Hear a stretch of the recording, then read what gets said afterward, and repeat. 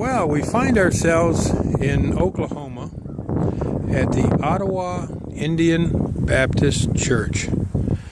And it is probably one of the most unique cemeteries next to this church that I have ever seen in my life. Now, we're going to do a panning of the cemetery here.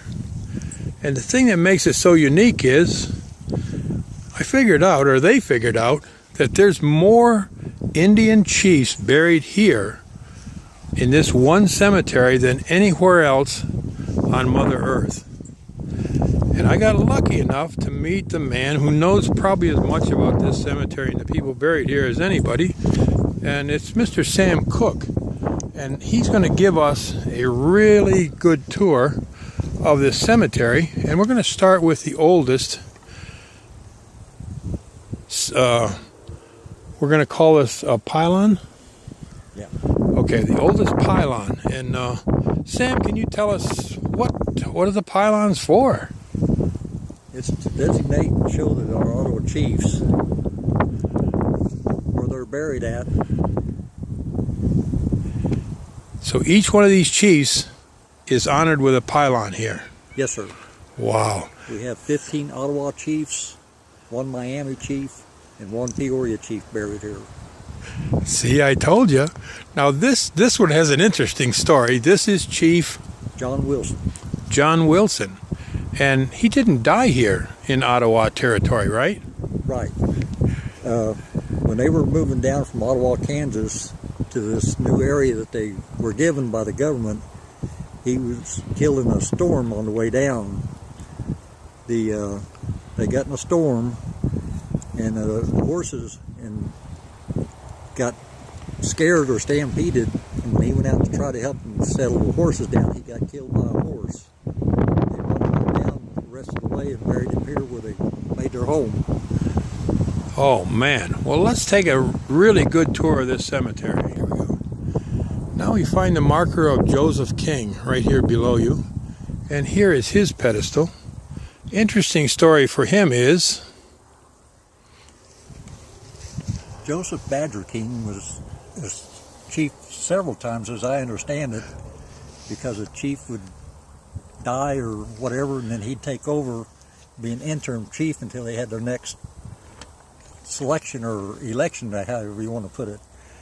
But he was a very intelligent man. He went to Washington, D.C. and talked for the Ottawa tribe several times, and did a lot of stuff for the tribe. Now your wife's maiden name, Sam, was? King. So this is her great grandfather. Oh my goodness. Great. So we find ourselves with Ottawa chiefs pretty much all the way around us. Here's one here, and each one of these pylons is a chief. That one there is Ottawa, and another one over here. But right here in the cemetery, the Ottawa Indian Cemetery, believe it or not, is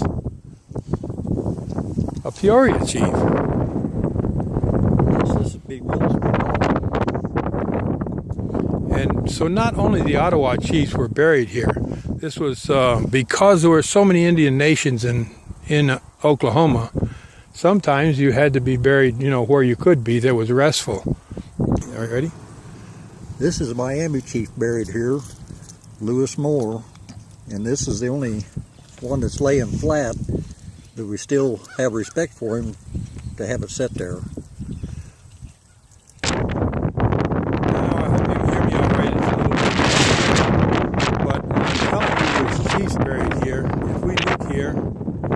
Looking at these are Ottawa chiefs. There's one right here, one right there, one right there, one right there, one back in there, one right here.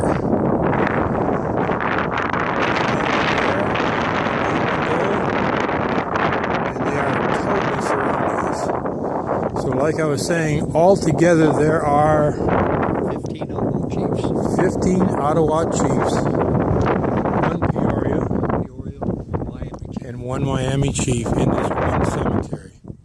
And while we're here, I'd also like to talk about the veterans that are Native Americans that gave their life for the freedom that you enjoy today. So, Sam, how many veterans do you think are in here? That we know of, there's over 200. Over 200 veterans. And how many graves in here do you think there is out of that? How many graves? Total graves, do you think? This might be a guess. Close to 2,000. Close to 2,000. So the percentage is incredible. And it's the same as on the cemetery on my reservation. When you see the amount of flags on Memorial Day and Veterans Day, it just brings you to your knees. So the contribution made still today by Native Americans is endless.